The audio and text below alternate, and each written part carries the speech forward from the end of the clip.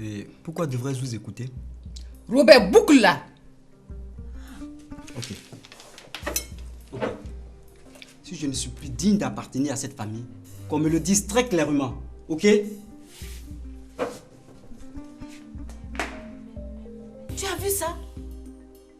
Ah, mon frère, un loyer, ça ne se gagne pas facilement comme ça, hein? Si tu veux qu'on s'entende là, il faut tout faire pour me payer le plus vite possible. Vraiment, merci de me comprendre. Je veux ton avis. Mais tu veux mon avis comment? Entre nous, qui est le délégué du personnel? C'est toi ou c'est moi? Bien sûr que c'est moi. Et toi, tu trouves normal que des ouvriers se réunissent sans que le délégué du personnel soit informé? Xavier, soit tu es avec eux, soit tu es incompétent. Et ta journée, ça s'est bien passé.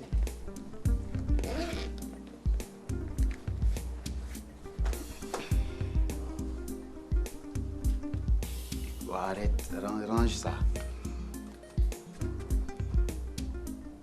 Tu as besoin d'aide. Et c'est mon devoir de t'aider. Oui, mais je t'ai dit d'arrêter de m'aider financièrement. Ce n'est pas joli. Normalement, c'est l'homme qui doit donner à la femme. Mais bon. Mon amour, arrête. Si tu tiens à moi, accepte cet argent. J'ai souvent envie de monter sur les toits et crier mon bonheur. Oh, oh, oh. Et je me retiens simplement par la peur que tout peut changer. Du jour au lendemain, du jour au lendemain, du jour au lendemain, tout peut changer.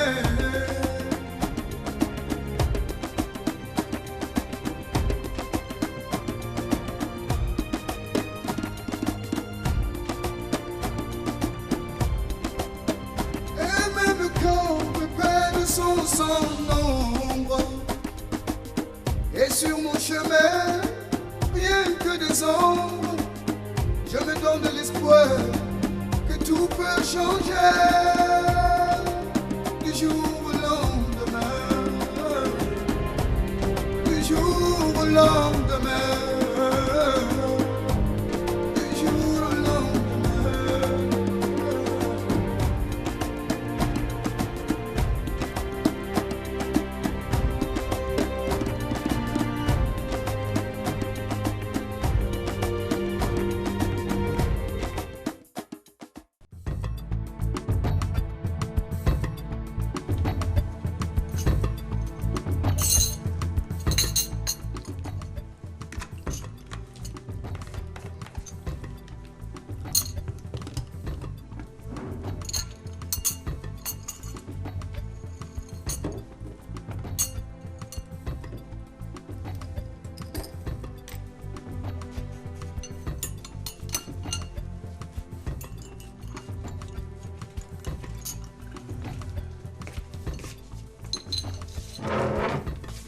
Ça va? Je ne bois pas. Allez.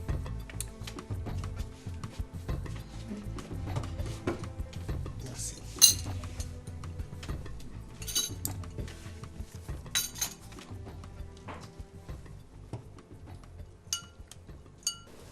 Je t'attendais toute la nuit pour te parler de la présente offre publique. Oui, mais j'ai discuté pendant plus de 5 heures d'horloge avec des Libanais qui veulent investir dans l'immobilier. Tu penses que c'est une bonne piste? Oui, ma chérie, nous avons des problèmes. Sur la présente offre, nous risquons de perdre le marché. Il faut agir très vite avant de passer à autre chose.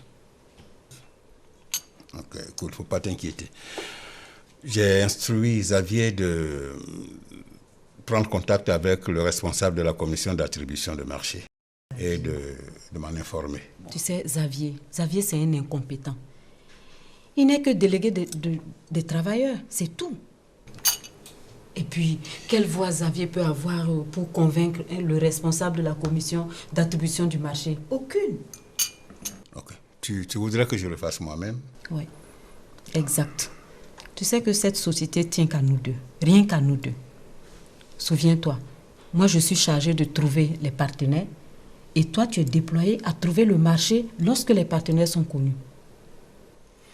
Bon, je vais m'y employer, hein. T'en fais pas.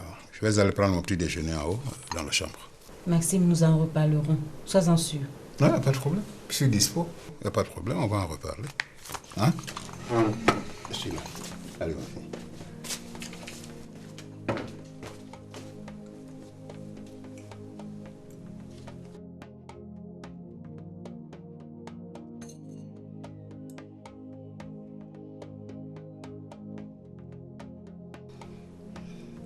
Maman, il y a quel problème avec papa?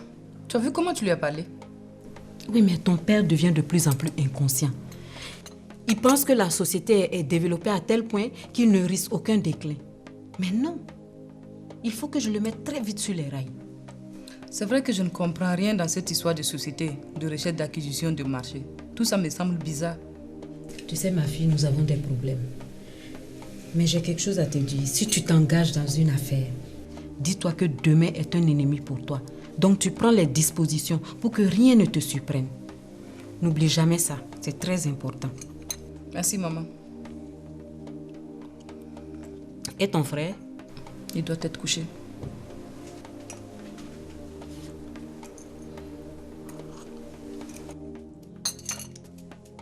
Bon, je vais au bureau.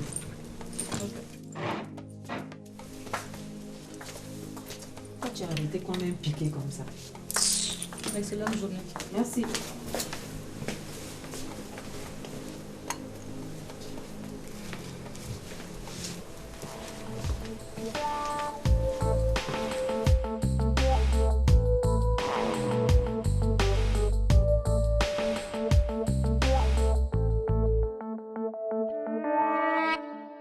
Non, arrête, Xavier. Arrête de me prendre la tête avec tes histoires d'ouvriers qui demandent à ce que leurs conditions de travail soient améliorées. Arrête ça.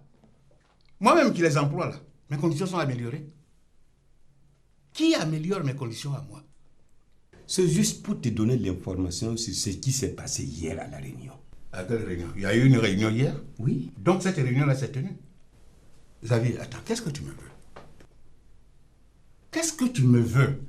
Maxime, je crois que la meilleure stratégie, c'est de ne pas les frustrer. Il faut qu'on les fasse croire que tout va s'arranger, alors qu'au fond, rien ne va s'arranger.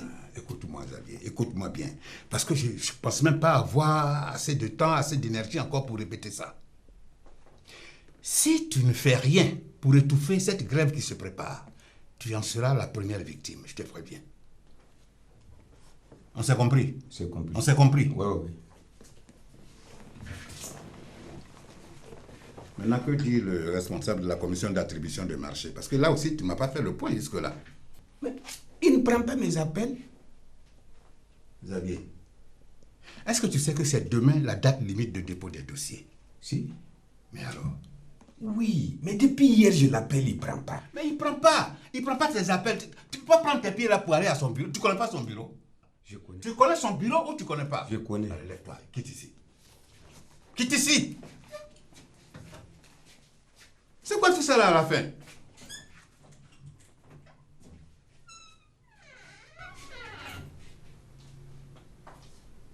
Dis donc. Oui.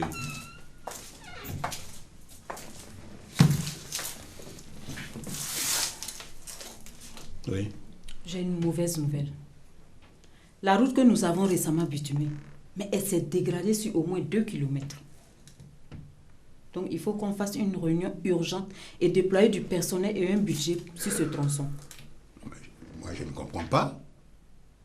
Cette route a englouti la meilleure partie de nos investissements ces 3 dernières années. Elle ne peut pas se dégrader aussi facilement. Mais écoute, moi j'ai des photos témoins sur mon ordinateur. Elle s'est dégradée, mais tu n'en reviendras pas.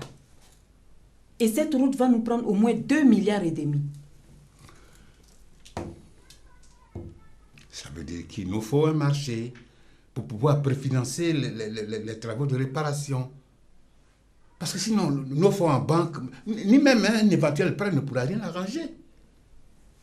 Bon, Moi, je suis dans mon bureau. Je te laisse réunir le personnel et tu me fais signe. Ok, je vais le faire tout de suite. Mais je te préviens, je vais sévir. Parce que si on en est arrivé là, c'est que le personnel a détourné une partie des financements, des investissements. Je vais sévir. Je te préviens que je vais sévir. Écoute, monsieur Terry, je te préviens que moi, je ne suis pas là pour contrôler les constructions de la route. Et je ne suis pas là pour contrôler les chantiers. Ok. Laisse, je vais m'en occuper.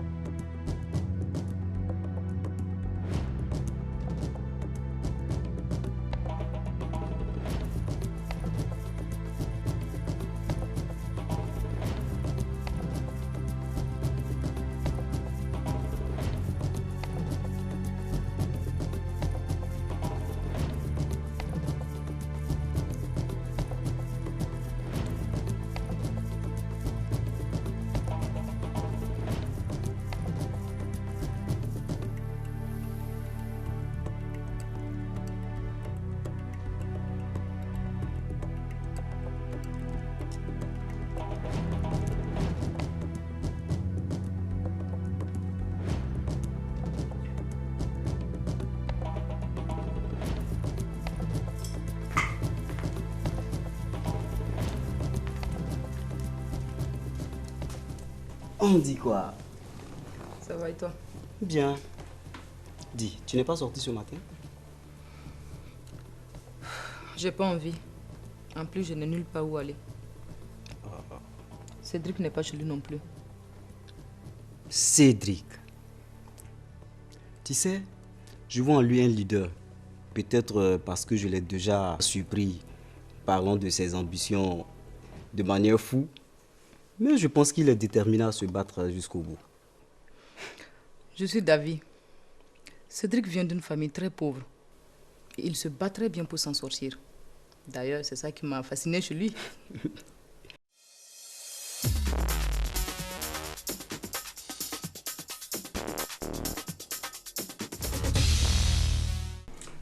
Madame, je peux vous apporter toutes les factures. J'ai suivi à la lettre toutes les instructions financières reçues. Vous pouvez me croire. Et moi, je ne crois pas avoir constaté le moindre manquement des ouvriers lors des différents contrôles. Vraiment, j'avoue que nous ne comprenons rien. À qui la faute alors? Bon, écoutez, nous allons situer les responsabilités plus tard. Voilà ce qu'il faut faire. Désormais, je prends sous ma coupe le département d'exécution là et le contrôle des chantiers. Même s'il faut que j'amène une nouvelle équipe. Oui, nous trouverons une solution, j'en suis sûr. Tu n'as pas besoin de t'impliquer davantage, ce serait trop de travail pour toi. Mais Maxime, tu ne fais pas correctement ton travail. Tu n'es jamais allé sur un chantier pour savoir si le travail se faisait ou pas. Ok, je comprends parfaitement ton amertume. Mais je promets de reprendre efficacement le département du contrôle des chantiers et de l'exécution. On va avancer comme ça. Non, DAF, je veux le rapport financier sur mon bureau. Parce qu'il faut qu'on sache combien ce chantier va nous coûter et où on va puiser cette source de financement.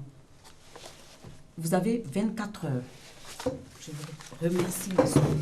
Excusez-moi.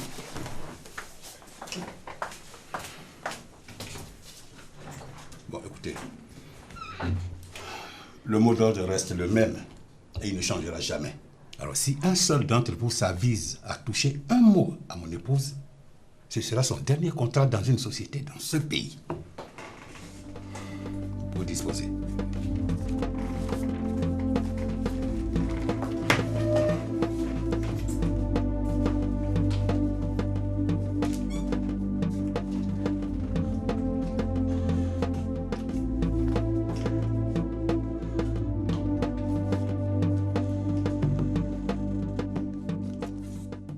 Dis-moi, grande sœur, une ou deux commandants, qu'est-ce qu'ils ont dit sur moi? Ils n'en ont pas eu l'occasion. Au contraire, ils se sont chamaillés encore ce matin.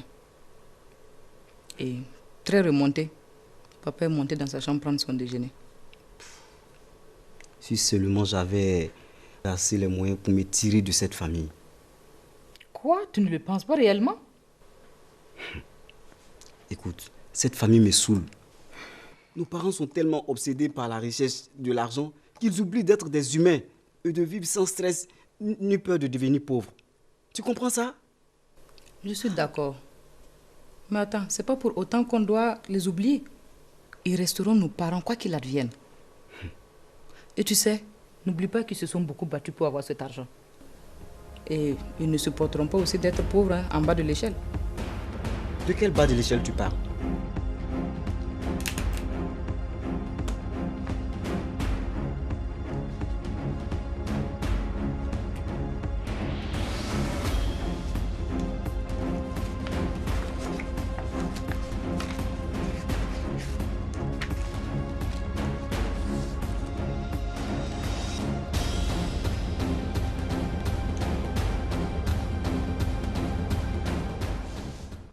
Allô? Monsieur le responsable de la commission d'attribution de marché, ravi de vous voir personnellement, de vous avoir au téléphone. En fait, j'ai mon dossier à votre niveau. Seulement, il ne remplit pas tout à fait les conditions de compétition requises. Mais j'espère compter sur vous pour qu'ensemble on puisse trouver un arrangement.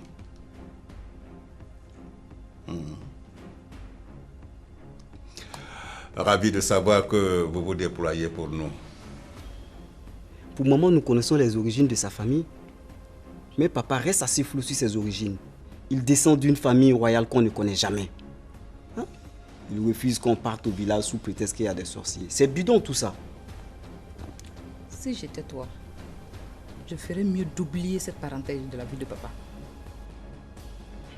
Il s'énerve dès qu'on en parle. Arrête de l'importuner. J'ai une seule envie, c'est de me tirer d'ici.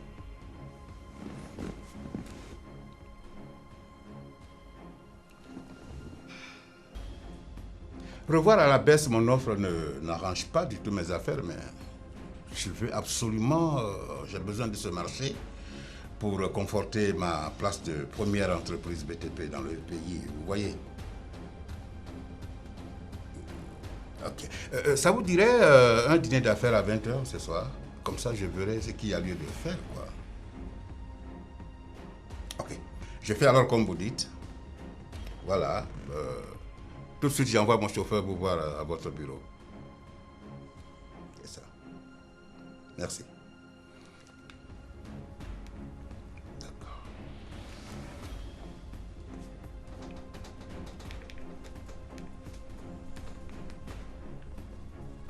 Allô, Xavier. Ok, tu vas voir le comptable qui va te remettre un chèque de 2 millions de francs. Tu le remets immédiatement et personnellement au responsable de la commission d'attribution de marché. Ok? J'attends ton compte rendu, hein?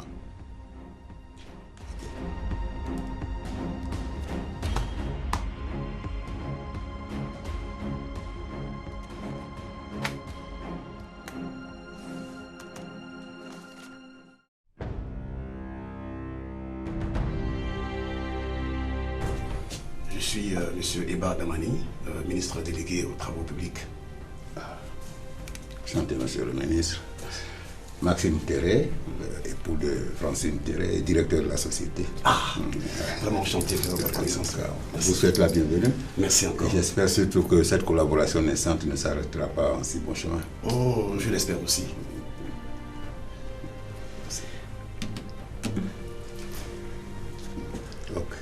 Ben, je vous laisse travailler. Ok. À bientôt alors. Moi, je file parce qu'il se fait tard et Maxime ne va pas aimer. Oh, lui ne te donne que de l'amour. Moi, je te donne les deux. L'amour et l'argent. Tu as vu comment tu es vulgaire? Pardon. Qui vient de reprendre ses financements si c'est pour ça? Ça veut dire quoi tout ça là? Lui, il a quoi de mieux que moi? Ton ministre là, il a quoi de mieux que moi? Mais comme ce football de ma gueule, il a quoi de mieux que moi? Moi, je sais que toi, tu es sous. Je préfère parler demain. Je vais me coucher. Bonne nuit. Ah bon? Oui, c'est ça, c'est le prétexte. On connaît tout ça. On connaît ça. Va te reposer. Tu es fatigué là. Antuniram tarapanga, antueto fiebam yam yem samba. La mama mitine bam sababye, tuen wapama duni wadose. Balaba.